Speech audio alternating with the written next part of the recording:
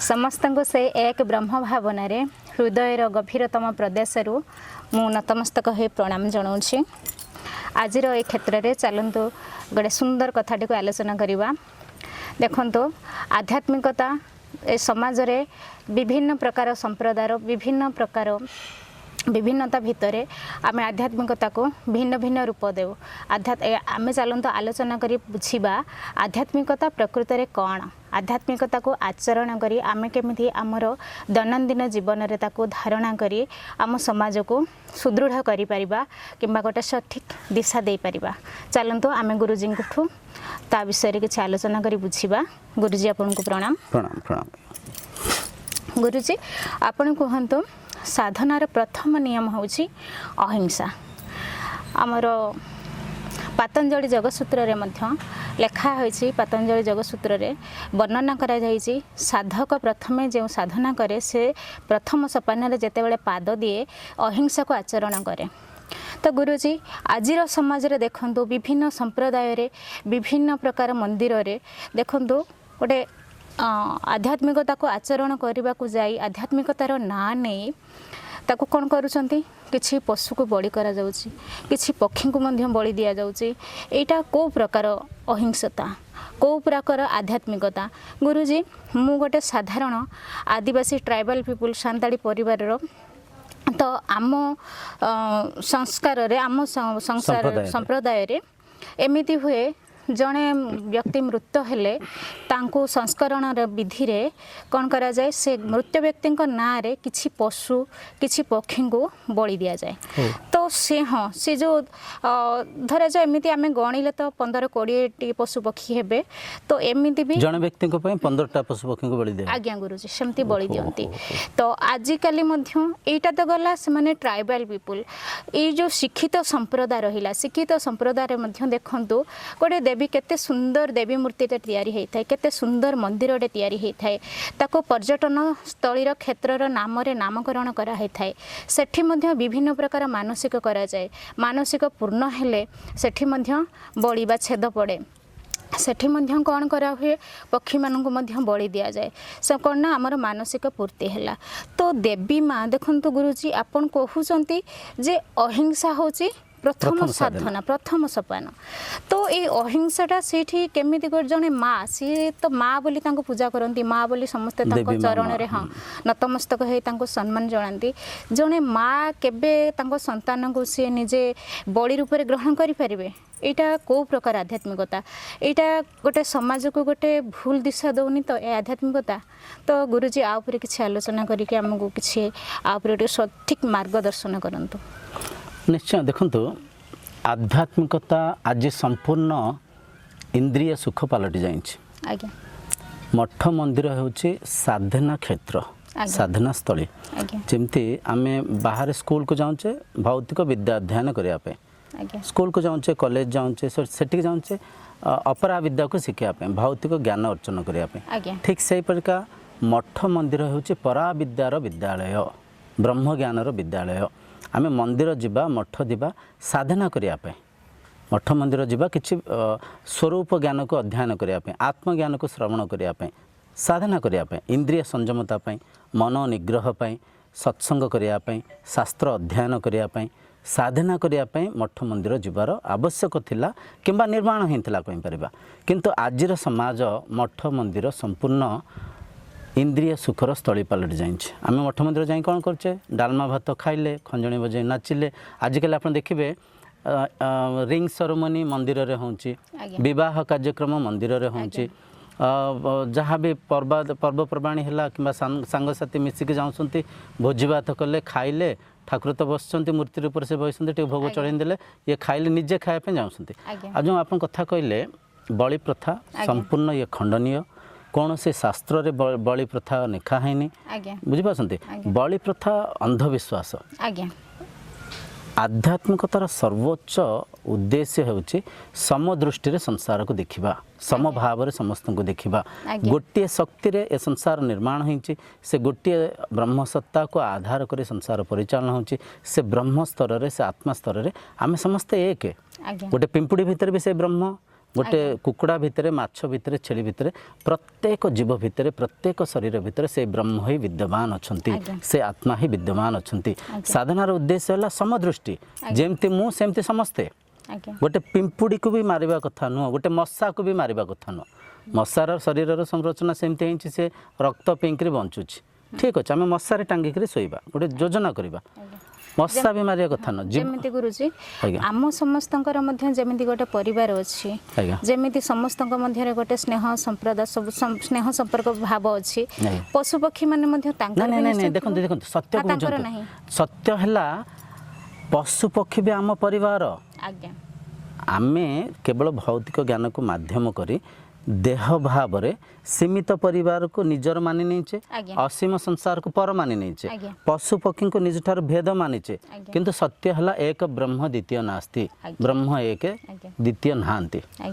से एक ब्रह्म सत्ता रे प्रत्येक शरीर ए संसार रे जीवित अछंती आम संपर्क गोटे मशा संगे भी अछि गोटे माछी संगे भी अछि गोटे माछ संगे भी अछि गोटे कुकुड़ा संगे भी अछि काईना कुकुड़ा भितर जो ब्रह्म से ब्रह्म आम भितर भी ब्रह्म एक ब्रह्म दुईटा नहांती किछि कथा चर्चा को देखि के पर हसी पारिबे कुकुड़ा भितर से ब्रह्म आम भितर सेटा तांको अज्ञान सेटा तांको अज्ञान अज्ञान रे हसी पारंती किंतु जद्य जने ये सत्य को जानिया पई जाउसंती आपण भगवत गीता पढंतु दशम अध्याय श्लोक संख्या 20 रे कोन लिखा है अहमात्मा गुडाकेशा सर्वभूताशय स्थितः अहमादिश्च मध्यम च भूतानामन्ते एव च हे अर्जुन हे निद्राजय अर्जुन मु आत्मा रूप रे सर्वभूताशय स्थितः प्रत्येक प्राणी भितर विद्यमान अछि प्रत्येक प्राणी भितर माने ता भितर कुकुड़ा माछ छेली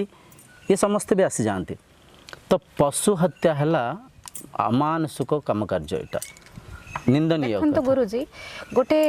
पशुटे को आम जो पालुचु से छोट थी आम आणुचु ताको लालन पालन करी केते सुंदर स्नेह श्रद्धा रे ताको बड़ करूचु ताको आ बोली डाकीदेले से आसुची पाखको आम ताको आंसी दोचु से केते विश्वास केते आम सहित से केते विश्वास रे जड़ित होई कि थाउची केते स्नेह श्रद्धा रे से जड़ित होई कि थाउची आमे जेते बेले ताको डाकी के आ करी कि पाखको डाकी कि ताको जेते बेले ताको तार बध करूचु बा ताको हाणुचु कि ताको मारुचु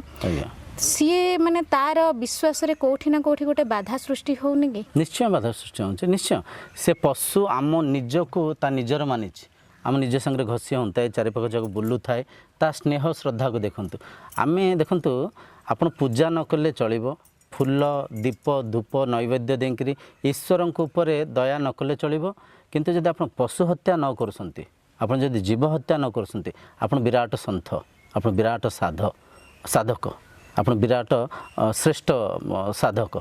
तेणुक पशु हत्या निंदनीय पशु हत्या न करवा ही साधनार प्रथम साधना बाकी जो आप कहले मठ मंदिर रे पशु बलि दिया बलि केबे कौन शास्त्र लिखाएनि से माने निजे खायापाई निजे खायार योजना करसंती ईश्वर को माध्यम करसंती अनेक लोक शिवंक नाँ रे गंजेई टाणु थांती शिव कौन गंजड़ शिव जे आदियोगी जे जोग को आविष्कार करछंती जे आत्मज्ञानी जे ब्रह्मज्ञानी जे निज स्वरूप को दर्शन करछंती आज जोगी तांको आमे गंजड़ करके निजे गंजेई टाणिया योजना रे आमे कहचे शिवंक प्रसाद किछि मठ मंदिर एमती अच्छे मद भी सीटी प्रसाद रूप से चढ़िया जाए से निजे मदुआ लोक के मद पियार अच्छे से निजे मद पीवा ठाकुर ना निगला मद पीले माने माने आमे ईश्वर को माध्यम करी आम आवश्यकता आम इंद्रिय सुख पे आमे योजना करछे तो ता से भंडामी भी बहुत लोग पड़ जाती से ठकामी लोक से परिका मानि नियंती बोदा बलि देवा ये बलि देवा आ गोटे भल कथा कहले मनस्कामना पूजा माध्यम रे पूर्ति हुएनी एटा बहुत लोक कटु नागिब अनेक लोक हें पारे कमेंट रे पठेबे ये की कथा कहिदेले मनस्कामना पूर्ण हुएनी सत्य पूजार उद्देश्य मनस्कामना पूर्ति करबा नुहे पूजार उद्देश्य आत्मतत्व को चिन्हिबा संसार सत्य को निजर नित्य पदार्थ को चिन्हिबा जदि आप किसी भौतिक वस्तु पदार्थ चाहूँगी ताप योजना करिया पड़िबो ताप कर्म करिया पड़िबो ताप कष्ट करिया पड़िबो पूजा करके जदि आप भौतिक वस्तु पदार्थ पाई जाते बहुत बड़ बड़ लोक अच्छा अनिल अंबानी मुकेश अंबानी से तो 10टा यज्ञ कुंड कर दियंते बसंते यज्ञ मंत्र तंत्र करते तांकर सब सीट पड़ जाता जहाँ घर संपत्ति धन सब पाई जाते से माने फैक्ट्री इंडस्ट्री करके कहीं चलाउछंती भौतिक वस्तु पदार्थ पूजा माध्यम रे मिलिबनी जे भी करछंती अंधविश्वास रे करछंती आ किछि लोक देखंतु निजे पूजा आदि कार्यक्रम करुथांती निजे योजना करिकरी किछि पाउथांती पूजार व्याख्या दे था मनस्कामना पूर्ण होला से पूजा माध्यम रे ए पूजा माध्यम रे एटा मिछ कथा संपूर्ण मिछ कथा पूजार उद्देश्य भौतिक वस्तु पदार्थ पाइबा नुहे किंबा बलि देवा नुहे बलि प्रथा संपूर्ण निंदनीय बाकी आप जो कहले सब संस्कार करथिबा समय रे किछि प्रथा अछि सेटा केवल आपण आदिवासी परिवार रे न एमती साधारण लोक भी मु देखिछि 10 क्रिया सैला परे से माने भी किछि माछ आइंस खाइक कहता शुद्धिक्रिया आइंस न खाइले हेनी आइंस खाइले शुद्धिक्रिया हे सेटा अज्ञानता सेटा देह शुद्धि हेनी जड़े मरीसंती आम शोक व्याकुलता सहित आम केते कष्ट ये अच्छे बुझिपारछन्ती जड़े मरी गोटे परिवार आम जड़े छाड़ी केते शोकाकुल परिवेश रे आम यज्ञ आदि पुण्यकर्म करी पूजा आदि कार्यक्रम करी किंचित समय मन को से पूजारे नगे से शोक व्याकुलतार माने टिके सांत्वना आम योजना करुचे ता भीतर जब फेर आ गोटे पशु को मारिबा आ गोटे पशु हत्या करबा शांति मिलिबो कि आनंद मिलिबो केबे मिलिबोनी एटा मिछ कथा देखंतु मूल कथा हला किछटा त्रुटि आमर भी रहउची आमे शास्त्र पढुने आम पाखरे घरे घरे भगवत गीता अछि आमे चाहिए उपनिषद बही मगेंकि पढ़ी पारिबा आमे शास्त्र पढ़ुने अंधविश्वास रे ठाकुर को मानिचे आ देखंतु मनीष जो काम करुथांती तांको से मौका मिले से फटाक से ताको आचरण करथांती भाबिनती जे आइंस खाउसंती तांको कहला बुद्धा बलि दिया हबो तांकर रुचि अछि से मांस खाइबा आड़ मांस चुबेबा मड़ खाइबा तांकर भीतर टे लालसा रहउची आड़े बलि रा गोटे प्रथा जोड़ी हेगला तांको ता हा हा आनंद हेगला तांकर बुझे खोजे कौन से करदे से किंतु एक्चुअली साधना यहाँ नुह कौन से माँ निज संतान को बलि देवाई कहती यहाँ निंदनीय यहाँ अंधविश्वास संपूर्ण अंधविश्वास ठाकुर को आम गंजड़ करदे ठाकुर आगे बलि पकड़ आम खाऊे ठाकुर ना दौचे ठाकुर को बदनाम करुचे आम दे काम पूजा एमता पूजा करिया कथा न पूजा है समस्त को सम्मान करवा प्रत्येक जीव भितर से शिव को देखा प्रत्येक प्राणी भितर से ब्रह्म को देखा जमती सेमती गोटे पिंपुड़ी सेमती गोटे माछ सेमती गोटे कुकुड़ा समस्त को संसार रे बंचिबार अधिकार अच्छी समस्त भितर मन भावना इंद्रिय संवेदन समान भाव में अच्छी मनीष रूप को आम पदे कथा कहले आम चंचल व्याकुल हो जाऊँ अस्थिर हो जाऊँ गोटे पदे को 10 पद कथा आम उल्टेंकि कहूँ नेउटेंकि कहूँ तो से प्राणी जी निरीह जहाँ भीतर भाषा ना जी आमको निजर मानी आम पाखे रोचे हाँ से प्राणी को जब आम काटिक खाइबा ताले धी आम पूजा आम साधना यहाँ मिछ कथा ताको प्रतिदिन जब आम टिके सत्संग करवा प्रतिदिन जब आम शास्त्र को पढ़ा भगवद गीता पढ़ा उपनिषद पढ़ा उपनिषद ब्रह्म विद्या शास्त्र अनुଯାयी साधना करवा साधनार असली साधना है अहिंसा को आचरण करवा अहिंसा सत्य अस्तेय ब्रह्मचर्य अपरिग्रह शौच संतोष तपो स्वाध्याय ईश्वर प्रणिधान आसन प्राणायाम प्रत्याहार धारणा ध्यान समाधि यह असली साधना साधन चतुष्टय सुंदर सुंदर साधना अच्छी विवेक वैराग्य समाधि सत्संपत्ति मुमुक्षत्व ये है साधना किंतु मनीष को जो टे संयमता रक्षा करिया पड़े जो टे खाद्यपेय बारण करिया पड़े जो इंद्रिय सुख को त्याग करिया पड़े से कष्ट होता है तो निजे उपभोग करने अनुभव करने ठाकुर को मदुआ कर मद पियाई देले ठाकुर को गंजड़ कर आम गंजे टाणीदे ठाकुर को माध्यम कर पशु हत्या करदे गोटे मुझे जो जीव हत्या कथा उठा आज्ञा साधारणतः लोक कहते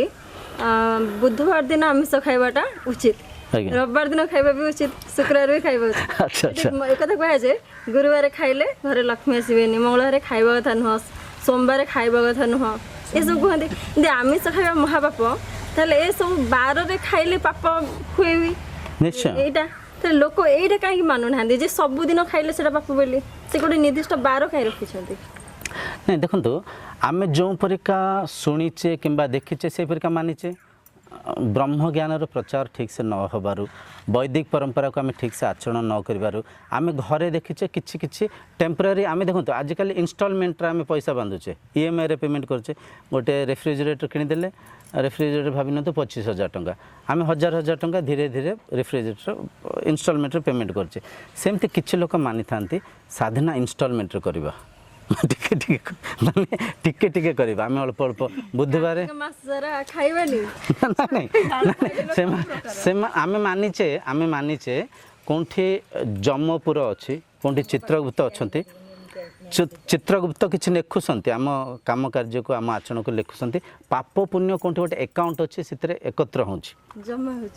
ଜମା ହେଉଛି ଠିକ୍ ଅଛି ଆମକୁ ମାଛ ମାଂସ ଖାଇବା ପାଇଁ ଭଲ ଲାଗୁଛି ଆମେ ଯଦି ଡେଲି ଖାଉଛେ ମଝି ମଝିରେ ଟିକେ ଖାଇବାନି ଟିକେ ଟିକେ ନ ଖାଇଲେ ବି କ'ଣ ହେବ ଆମ ପୁଞ୍ଜିରେ ଟିକେ ଟିକେ ପୁଣ୍ୟ ବଢ଼ିବ ଯାହା ମାଧ୍ୟମରେ କ'ଣ ହେବ ସ୍ୱର୍ଗ ମିଳିବ ଏପରିକି ଆମେ ଭାବିଛେ ଆଉ ଦ୍ୱିତୀୟ ଆଜି ଆମେ ଗୋଟେ ଏମିତିଆ ସ୍ଥିତିରେ ଆସି ପହଞ୍ଚିଛେ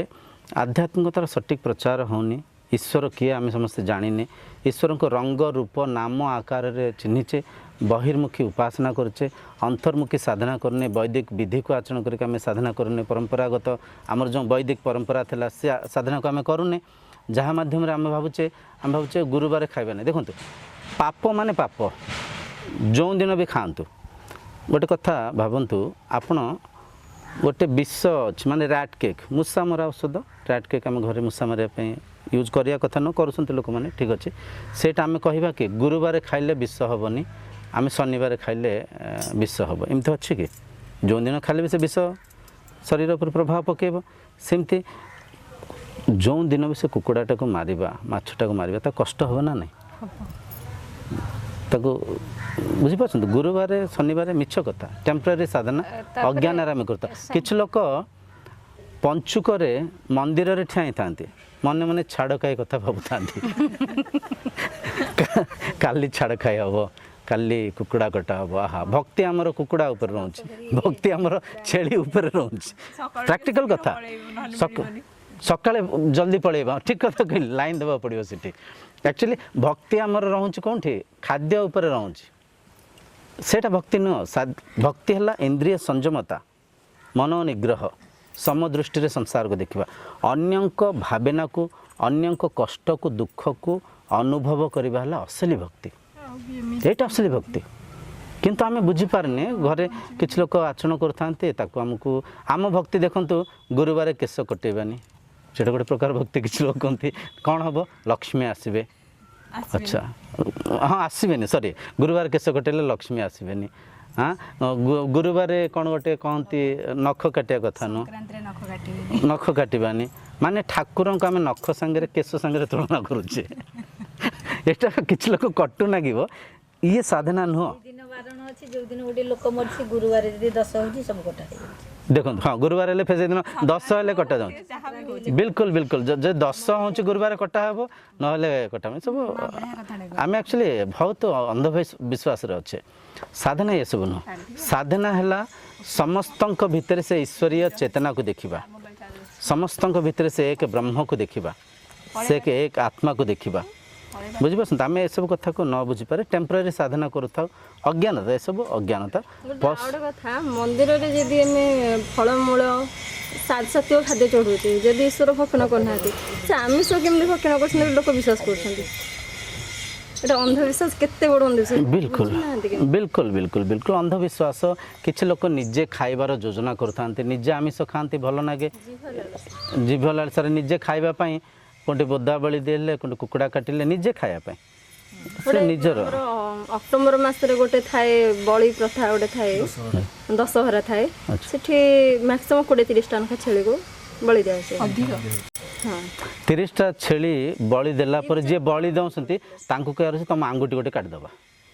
ବଳି ଭିତରେ ତୁମ ଆଙ୍ଗୁଠି ବି ଗୋଟେ କଟା ହେବ ଠାକୁର ଆହୁରି ସନ୍ତୁଷ୍ଟ ହେବେ ତୁମେ 100ଟା ବୋଦା କାଟିକିରି ତୁମେ ବହୁତ ମାନେ ପୁଣ୍ୟ କମେଇଛ ତୁମ ଆଙ୍ଗୁଠି କାଟିଦେଲେ ପୁଣ୍ୟ ହେବ ସେ ଆଙ୍ଗୁଠି କଟେଇବେ କି ନିଜର ଆଙ୍ଗୁଠି ଆମେ କାଟିପାରୁନେ ଜଣକ ତଣ୍ଟିକୁ କେମିତି କାଟିବା ଅନ୍ଧବିଶ୍ୱାସ ଆଉ ଗୋଟେ କଥା ମନସ୍କାମନା ପୂର୍ଣ୍ଣ ହେବା ନିଜର କୌଣସି ଅଙ୍ଗ ପ୍ରତ୍ୟଙ୍ଗ କାଟିବା ପାଇଁ ସେମାନେ ରାଜି ନୁହନ୍ତି କିନ୍ତୁ ଅନ୍ୟର ଜୀବଟାକୁ ନଷ୍ଟ କରିବା ପାଇଁ ସେ ବହୁତ ରାଜି ଆପଣ ଯଦି କହିବେ ତମ ମନସ୍କାମନା ପୂର୍ଣ୍ଣ ହେଇଯିବ ଗୋଟେ ଆଙ୍ଗୁଠି ଖାଲି କାଟିଦିଅ ସେ ବି କାଟିବନି ସବୁ ଅନ୍ଧବିଶ୍ୱାସ ସେ କହିବେ ତା ଦରକାର ନାହିଁ ମୋର ଆମେ କିନ୍ତୁ ସେଇଠି କହିବେ 100ଟା ବୋଧ ହଁ ଠିକ୍ ଅଛି ଅନ୍ଧବିଶ୍ୱାସ ସମ୍ପୂର୍ଣ୍ଣ ଆଉ ଅନ୍ଧବିଶ୍ୱାସ ଗୋଟେ କଥା ଏଇଟା ସାଇଣ୍ଟିଫିକାଲି କଜ୍ ଗୋଟେ ଅଛି ଯେତେବେଳେ ଆମେ ଗୋଟେ ଜୀବଟିକୁ ହତ୍ୟା କରୁଛେ ସିଏ କ'ଣ ହୁଏ ଭୟ ମାନେ ଆତୁର ହେଇଯାଏ ଭୟାତୁର ହେଇଯାଏ ଯାହାଦ୍ୱାରା କ'ଣ ହୁଏ ତା ବଡ଼ିରୁ ଗୋଟେ ହରମୋନ୍ ସିକ୍ରେସନ୍ ହୁଏ ଯେଉଁ ନିଶ୍ଚୟ। ହରମୋନ୍ କି ତାର ସବୁ Toxin ସେଲ୍କୁ ହଁ ସବୁ ସେଲ୍କୁ ଯାଏ ସେଇଟାକୁ କ'ଣ କରୁଛୁ ହତ୍ୟା କଲା ପରେ ଆମେ ସେଇଟାକୁ ଆଣିକି ରାନ୍ଧିକି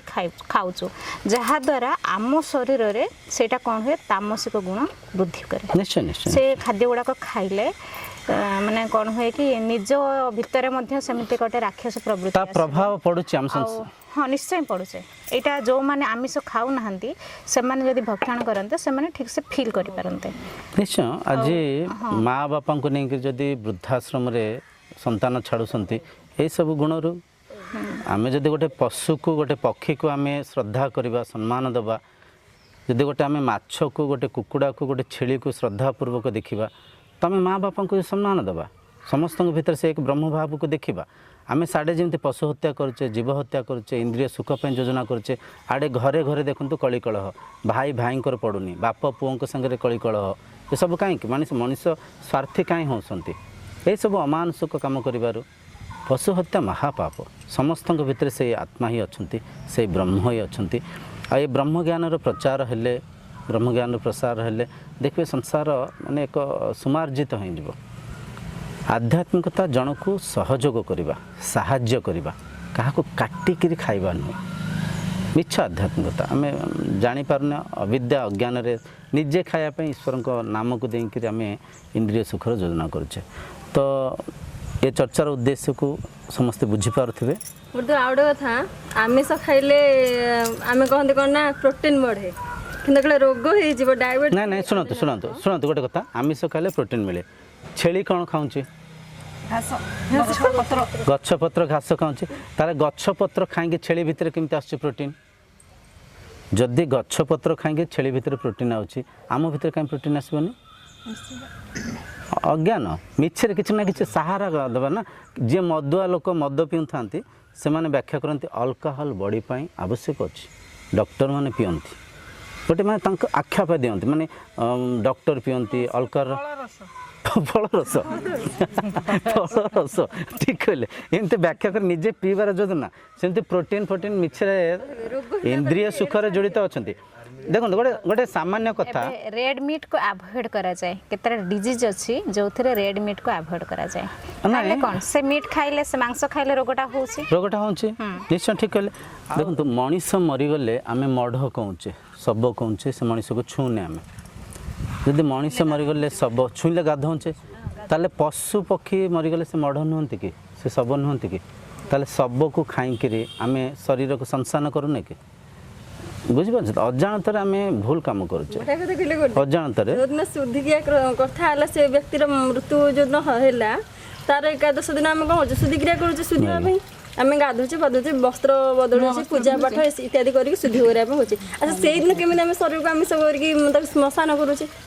ଭୁଲ କଥା ଏଇଟା ଭୁଲ କଥା ମିଛ କଥା ଶୁଦ୍ଧିକ୍ରିୟାର ଉଦ୍ଦେଶ୍ୟ ବୁଝନ୍ତୁ ଶୁଦ୍ଧିକ୍ରିୟାର ଉଦ୍ଦେଶ୍ୟ ଯେତେବେଳେ ଜଣେ ଶରୀର ଆମକୁ ଛାଡ଼ିକିରି ପଳାନ୍ତି